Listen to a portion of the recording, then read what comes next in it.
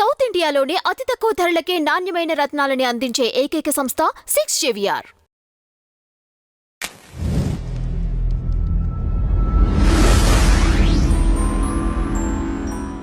అల్లు అర్జున్ ఒక రోజు ఒక రాత్రి జైల్లో ఉండి వస్తే ఎందుకు అసలు ఆయన ఇంటికి సెలబ్రిటీస్ క్యూ కట్టి కలవాల్సి వచ్చింది? సరే కలిశారు, అది ఒక ప్రైవేట్ గానో నార్మల్ గానో కలిసి ఉండుంటే బాగుండేదేమో. దాన్ని కూడా మీడియాకి వదలటం ఏంటి? దాన్ని కూడా పబ్లిసిటీ చేయటం ఏంటి? ఒకటి చెప్తాను, ఎవరి ఇష్టం వాళ్ళు కలవకూడదు, రాజ్యాంగంలో లేదు, కలిసిన వాళ్ళు కలుస్తారు అని చెప్పే ప్రతిదీ మనం మాంసం తిన్నాం టేబుల్ మీద వేసుకోవాల్సిన అవసరం కూడా లేదు. చేసే సహాయం గుప్తంగా కూడా చేయొచ్చు. ₹1 ఇచ్చి దాన్ని 100 సార్లు ఇన్స్టాగ్రామ్ లో పెట్టుకునే వాళ్ళు కూడా ఉంటారు. జరుగుతుంటే ఇది పెద్ద పాయింట్ ఆఫ్ డిస్కషన్ కూడా కాదు. కానీ ఇక్కడ ఒక చిన్న కన్ను అల్లు అర్జున్ అంటే, మరి నేను కొన్ని ఇన్స్టాగ్రామ్ రీల్స్ లో చూసాను, హాఫ్ ఆఫ్ ఏసీ చేస్తున్నారు. అల్లు అర్జున్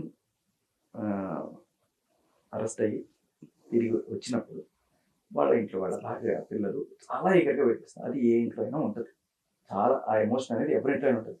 మిగతా వాళ్ళు వచ్చిన సంగతి పక్కన పెడితే వాళ్ళ ఎమోషన్స్ జెన్యున్ ఎమోషన్స్ ఉంటాయి. అరే నాన్నని పోలీసులు తీసుకెళ్ళారని అంటే భయం అయితే ఉంటుంది. వచ్చినప్పుడు అదే రియాక్షన్స్. జానీ మాస్టర్ అరెస్ట్ అయ్యి ఇంటికి వచ్చినప్పుడు వాళ్ళ మిసెస్, వాళ్ళ పిల్లలు, వాళ్ళ రియాక్షన్స్ రెండు పక్క పక్కన పెట్టి వేశారు. అంటే ఏంటంటే, ఇది ఎవరికి జరిగినా ఆ ఆడవాళ్ళకి, ఆ పిల్లలకి, ఆ కుటుంబానికి ఇంతే బాధ ఉంటుంది. అవతల వాళ్ళకి జరిగినప్పుడు మనం సంబరపడకూడదు. బేసికలీ అంటే నేను సంబరపడ్డాడని నేను చెప్పట్లేదు. ఎవరికైనా సరే అలాంటిది జరిగినప్పుడు వెళ్ళి పరామర్శిస్తే తప్పులేదు. అది కూడా కేసీఆర్ గారికి కాలు తిరిగింది, లేకపోతే జాయి 20 ఏదో దెబ్బ తగిలింది, హాస్పిటల్లో పెట్టినప్పుడు మరి రేవంత్ రెడ్డి గారు వేరే కదా, ఎంతమంది రైతులు పడిపోవట్లేదు, మరి వాళ్ళందరి దగ్గరికి వెళ్తున్నారు. కేసీఆర్ మాత్రమేనా? కాదు కదా, జగన్ కూడా వచ్చారు. ఇప్పుడు ఏంటంటే, ఒక ప్రముఖులు ఉన్నప్పుడు వాళ్ళకి ఏదైనా చిన్నది జరిగినా పెద్దగా యాంప్లిఫై అవుతుంది. ఒకళ్ళు వచ్చినా దానికి 100 మంది భజంత్రీలు మోగిస్తారు. సో అలా కేసీఆర్ కాలు జారిపోయి పడిపోయినప్పుడు ఆయనకి ఇక్కడ చుట్టూ దెబ్బ తగిలింది అనే విషయానికి ముఖ్యమంత్రి వెళ్ళారు. మరి ముఖ్యమంత్రి గారు ఇలాగే ఎవరు ఇప్పుడు అల్లు అర్జున్కి జరిగినప్పుడు ఎంతమంది సెలబ్రిటీ వెళ్ళారు కదా, ఆవిడ దగ్గరికి ఎంతమంది వెళ్ళారు. ఇలా రైతులు ఎంతో మంది రోజు చాలా మంది పడిపోతున్నారు, దొవుతున్నారు, ప్రతి ఒక్కళ్ళ దగ్గరికి వెళ్ళి పరామర్శిస్తున్నారా అంటే ఏం చెప్తాను దానికి? అయితే ఇక్కడ ఒక పాయింట్ అండి, ఆయన ఇంకొన్ని క్వశ్చన్స్ అడిగారు రేవంత్ రెడ్డి గారు. ఇప్పుడు ఎప్పుడైతే ఇన్సిడెంట్ జరిగిందో అప్పుడే వెళ్ళి మా పోలీసులు చెప్పారు అతనికి, బట్ అయినప్పటికీ సినిమా చూశాడు. సినిమా చూసి మళ్ళీ అయిపోయిన తర్వాత రోడ్ షో చేసుకుంటూ వెళ్ళాడు, అభివాదం చేయి ఊపుకుంటూ వెళ్ళాడు. అలా కాకుండా అసలు వెంటనే కూడా రియాక్ట్ అవ్వకుండా 2 రోజులకో ఏమో వీడియో పోస్ట్ చేశాడు. ఎందుకు వెంటనే స్పందించలేదు? ఆ టైంలో మా పోలీసులు వెళ్ళి చెప్పినప్పటికీ థియేటర్ నుంచి అతను కదిలి వెళ్ళలేదు. దీనిపైన అక్బరుద్దీన్ ఓవైసీ గారు కూడా హాట్ కామెంట్స్ చేయడం జరిగింది. నిజంగానే అల్లు అర్జున్ గారికి తెల్లారే వరకు విషయం తెలీదా? సో అప్పటి వరకు రేవంత్ రెడ్డి గారు చేసిన కామెంట్స్కి అల్లు అర్జున్ పాపం ఇట్స్ ఓకే అని అనుకున్నాడు. ఇక్కడి నుంచే తనకు అవును నేను ప్రెస్ మీట్ పెట్టాలి అని అనిపించింది. ఇదంతా అబద్ధం అని అల్లు అర్జున్ అంటున్నాడు, లేదు నిజమని పోలీసులు అంటున్నారు. ఇలా జరిగింది. ఒకటి తిరిగి ఆయన వెళ్తున్నప్పుడు మళ్ళీ అభివాదం చేస్తున్నాడు అంటే అప్పటికి ఆల్రెడీ ఆవిడ చనిపోయింది. చేయడు అసలు, ఎవరు అలా చేయరు. నిజంగానే చనిపోయింది అది పోలీసులు తెలుసు కదా. పోలీసులకు తెలిసి ఒక మనిషి చచ్చిపోయిందని తెలిసిన తర్వాత మళ్ళీ how do you allow him? ఆయన చేయడం ఆయన తప్పుగా, నువ్వు అలౌ చేయడం నీ తప్పు. ఏం చేస్తున్నావు నువ్వు పోలీసుగా? అంటే చేస్తే చేయిస్తావా? వెళ్ళిపోయిన తర్వాత అంత. ఇప్పుడు ఆయన చేసిన తర్వాత మళ్ళీ ఇంకోటి ఎవడన్నా చచ్చిపోయాడు అనుకో, మళ్ళీ అది అల్లు అర్జున్ తప్పే తప్ప పోలీసులు తప్పు కాదు. నీకు కళ్ళ ముందు ఒకటి జరిగిందని తెలుసు, ఇలాంటి జరగకుండా చూడాల్సిన బాధ్యత నీకు, పోలీసుగా నీ బాధ్యత. ఫస్ట్ అల్లు అర్జున్ సంగతి ఒక సెలబ్రిటీగా ఆయన నైతిక బాధ్యత ఇవన్నీ కాదు. ఎవరి బాధ్యత? మా జనాల రక్షణ పోలీస్ బాధ్యత. ఒక ఆవిడ చనిపోయింది, మరి ఇలాంటి జరిగే అవకాశం ఉంది. మళ్ళీ ఇలా చేస్తే ఆయనకి తెలియనప్పుడు నీకైనా తెలుసు కదా పోలీసులకి, మీరు ఏం చేశారు? కూర్చో కింద, లోపల కూర్చొని పో అన్నావా? లేదు, చేసుకుంటున్నాడని వీడియో రికార్డ్ చేసి అంతా అయిన తర్వాత చూపిస్తున్నావు తప్ప అప్పుడు ఏం చేసావు?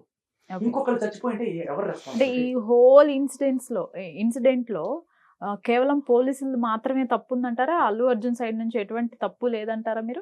బికాజ్ నువ్వు రావద్దు అంటే వచ్చాడు అన్నావు కదా, నువ్వు రావద్దు అంటే ఆయన రాడు, నువ్వు రావద్దని అప్పుడు చెప్పలేదు కాబట్టి ఆయన వచ్చాడు. తర్వాత రోజు అంటున్నారు మీరు రావద్దన్నామని. నేను ఒక పొరపాటు వేరు, తప్పు వేరు. ఎవ్వరు కూడా అలా జరుగుతుందని పోలీసులు కానీ అల్లు అర్జున్ కానీ ఎవ్వరు అనుకుంటారు. అది జరిగింది.